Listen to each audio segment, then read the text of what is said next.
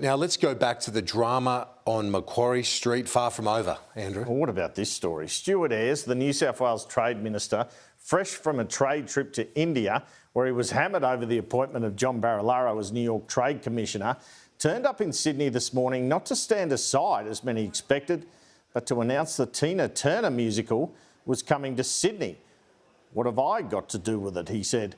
After Premier Dominic Perrottet sacked his small business minister Eleni Petnos for bullying overnight after he spoke to bureaucrats in her department, there was speculation Ayres could follow his good friend Eleni Petnos and walk the plank. But it wasn't to be. More developments in the Barilaro saga today. Documents released to the New South Wales Parliament show Barilaro secured an average rating from the selection panel in terms of his application for New York in March, with another applicant ahead of him. But Barilaro's rating was revised up in June after he signed his contract, these documents indicate. It has been put to me that the top candidate ahead of Barilaro in this actually pulled out of the application process and took another job because the government was taking so long making the appointment. Ayres said this morning he did nothing wrong in relation to the controversial Barilaro appointment, denying it was a job for the boy, for the guy who set up the trade post, and saying it had been a matter for his senior public service, Amy Brown. He also admitted he forwarded a job advertisement related to the post to Barilaro. I've not done anything wrong. There is no reason for me to stand aside. The CEO of Investment New South Wales is a highly qualified, highly credentialed public servant who does a very good job. I've got full confidence that they will make the decisions to employ the right people in the best interest of New South Wales.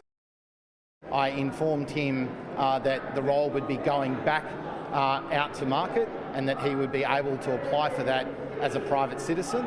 And I've also said in the past that when we advertised this role, I think in the Financial Review in December, I sent him a copy of the advertisement. Well, it was a nervous Stuart Ayres this morning, licking his lips throughout the press conference. Good.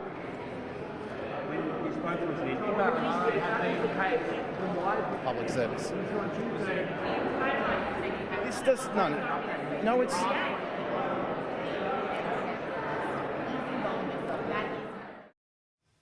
Did someone say KFC? Anyway, New South Wales Premier Dominic Perrottet later came under fire at a press conference for why he had sacked Eleni Petnos without an inquiry, but was waiting for an inquiry to see whether or not to act on Stuart Ayres. You said that you want to wait for a full and appropriate investigation and process, yet that hasn't been afforded to... They're very... No, they are. So, fair question, but I see them very differently. Why? Because one goes to behaviour in a safe workplace.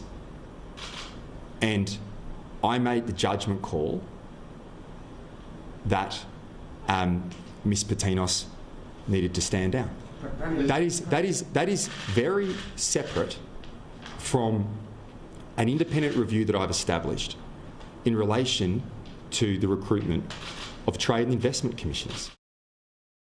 Okay, so one of these emails revealed had Stuart Ayres and the departmental official deciding on who was on the shortlist, and Ayres adding a name, though not Barilaro's, onto the list. And he really expects us to believe the bureaucrat made the decision on it.